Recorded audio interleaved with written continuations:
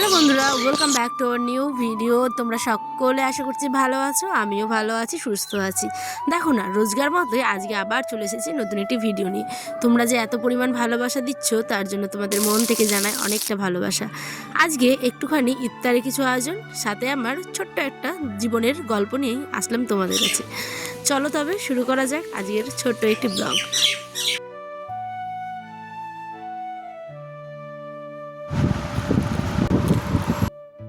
এখন সকাল বাজে প্রায় 4টা থেকে 8টে। আমাদের টিভিটা গতকালকে ভিডিওতে তোমরা দেখেছো একটুখানি ডাউন করছিল, সিগন্যালের প্রবলেম। তো সেই কারণেই দেখো আয়নের আব্বা এই যে গাছগুলোকে কি যেন বলে, এখন ঠিক মনে আসছে না, সিগন্যালের জন্য অনেক অসুবিধা করছিল এই ডালগুলো। তো দেখো না, আয়নের আব্বা কেটে দিল, আর আমার ছোট্ট আয়ন কিন্তু নিয়ে গিয়ে ছাগলগুলোকে দিচ্ছে। এদিকে বারান্দাটাকেও ঝাড় দিয়ে নিলাম, সঙ্গে সঙ্গে ঘরটাকেও একটুখানি গুছিয়ে নিই। কাল থেকে বিছানাটা তুলবো করেই তোলা কিন্তু আর হচ্ছে না, একটার পর একটা কাজ কেন হাতের কাছে কিন্তু চলে আসছে। তারপরে বেজে গেল দেখো 11:30। একটুখানি হলুদ লাগাবো।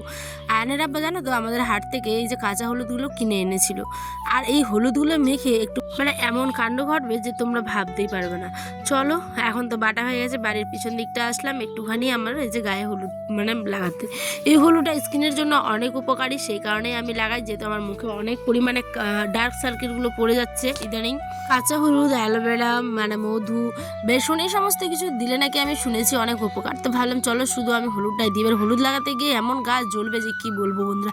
আমার তো এখন লাগাচ্ছি, এখন বুঝতে পারিনি, কিন্তু আজকে যেহেতু বয়স দিচ্ছি তো তোমাদের আমি বলছি, এই বাড়িটাতে হয়তো কোনোদিন মশলা করেছিলাম, যে শুধু দুর্ভাগ্যবশত এটাকে ধুয়ে রেখে দিয়েছি, আর বাসন মাজার সাবান দিয়ে কিন্তু মাজা হয়নি। হ্যাঁ, তো ওই বাড়িটা ধোয়া যেতে হয়নি, সেই কারণে প্রচণ্ড গা জ্বালা করছিল, আমার শান্তি পাচ্ছিলাম না। তো কি করা যায়, ভাগ্যে যেটা ছিল সেটাই হয়েছে, তাই না বলো।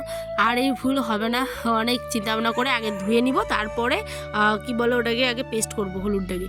এই যে মুকুলগুলো দেখতেই পাচ্ছ, এদিকে কালুও খাচ্ছে, এই ঘরটা এখনও ঠিক হয়নি, এটা গোয়াল ঘর করবে বলে।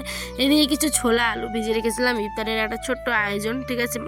ডেলি আমাদের যেহেতু এখন কিছু না কিছু করতেই হচ্ছে ইফতার টাইমে, তো সারাদিনে রান্নাবান্না তো দেখাতে পারি না, তাই এই যে চলে এসেছি স্নান টান সেরে বিকেলে একেবারে রান্নাবাড়ি করতে। একটুখানি পেঁয়াজ কেটে নিলাম। পেঁয়াজের এই টিপসটা কিন্তু তোমরা অবশ্যই, আমাদের গৃহবধূ যারা আমরা বউরা, অবশ্যই যারা জানো না, হয়তো অনেকে জানো, তাদের জন্য না, কিন্তু যারা জানো না তাদেরকে বলি, এই পেঁয়াজ কাটার সময় অনেকের চোখ দিয়ে কিন্তু জল যায়, ঠিক আছে। পেঁয়াজটা যখন কাটবে তার ঠিক 5 মিনিট বা 2 মিনিট কিংবা 1 মিনিট আগে কিন্তু তোমরা জলে একদম কেটে 2 টুকরো করে ভিজিয়ে দিবে, ঠিক আছে। তাহলে তারপরে যেগুলো কাজ সেগুলো একটু আগে করে নিবে। আর কিছুক্ষণ পেঁয়াজটা ভিজে থাকলে কি চোখ দিয়ে আর তুমি যখন কাটবে জল যাবে না, একদম তুমি এটা দেখো, অবশ্যই হবে, না হলে আমাকে কমেন্ট করবে দিদিভাই তুমি বলেছিলে হয়নি। এদিকে আমি কিছু পেঁয়াজি ভাজলাম, বেসন, সাদা জিরে, হলুদ, লবণ, বেসিক্যালি যেগুলো দিতে হয় ইনগ্রিডিয়েন্টস, সেগুলো দিয়ে যে কোনো একটা শেপ দিয়ে কিন্তু ভেজে নিচ্ছি। একেবারে যে পারফেক্টলি হয়েছে আমি বলবো না, আমি আমার মতো করেছি, তোমরা তোমার মতো করতেই পারো।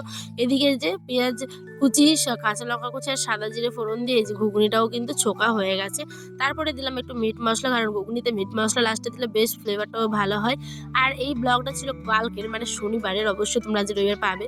তো এই যে মশলা যা যা লাগে, গরুর মাংস নেওয়া হয়েছিল, তো সেই কারণে এই মশলা পাতি সমস্ত কিছু আর ঘরোয়া যেটা আমার মা দিত সেটাই আমিও দিয়েছি। এই যে বাটি ধোয়ার জলটা, এটা দিলে একটা রান্নার বিশেষত্ব টেস্ট হয়, এটা আমরা জানি।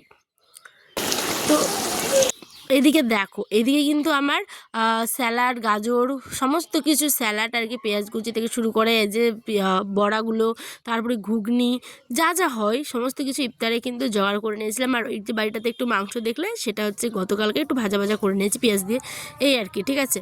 তো এখানে মাংসটা আমি 2 ভাগে ভাগ করেছি, একটাতে আমি লাউ দিয়ে করব, আর একটা অর্ধেকটা কষা করে রেখে দিব। তো সেই কারণে যা যা মশলা মাংস দিতে হয় তোমরাও জানো, আমিও জানি, সমস্ত কিছু দিয়ে এদিকে অর্ধেক সেদ্ধ কিন্তু হয়ে গেছে মাংস। তারপরে লাউটা দিলাম, যেহেতু লাউটা তো নরম। চলো, ব্রাশ হয়ে গেছে, ইফতারের সময় হয়ে গেছে। এদিকে আমি পেঁয়াজিগুলোকে, আর কি বারবার চপ বলছি, পেঁয়াজিগুলোকে ভালো করে একটু ভেঙে দিলাম, তেল দিলাম, লবণ দিলাম, কাঁচা লঙ্কা, সমস্ত কিছু দেওয়ার পরে ঘুগনিটাকেও মেখে দিলাম। মুড়িটা যে আমাদের ইফতারের এত টেস্টি হয়, কি বলবো, অনেক মজা হয় এই মুড়িটা খেতে বন্ধুরা, সত্যি বলছি। এদিকে আমার ছেলে আমি দুজনেই এখন আমরা এই যে মুড়ি খাচ্ছি, ঠিক আছে, আমার ছেলেও খাচ্ছে। আর যখন আমার ছেলেকে নিয়ে আমি বসে খাই, তখন একটা অন্যরকমের শান্তি লাগে। এখানে আয়নার আব্বা থাকলে ভালো হতো, কিন্তু আজকে ছিল না, ওই তো অনেক কাজে থাকে অন্য অন্য সময়, তো অনেক কাজে যেহেতু থাকে বাইরে, সেই কারণে বাইরে ইফতারি করে নেয়। তো যে দেখো আমি আয়ান দুজন মিলে মা বেটা মিলে আমরা এখন খাচ্ছি। তো আমার ছেলেটাও দেখতে দেখতে অনেকটা বড় হয়ে গেল, ঠিক আছে।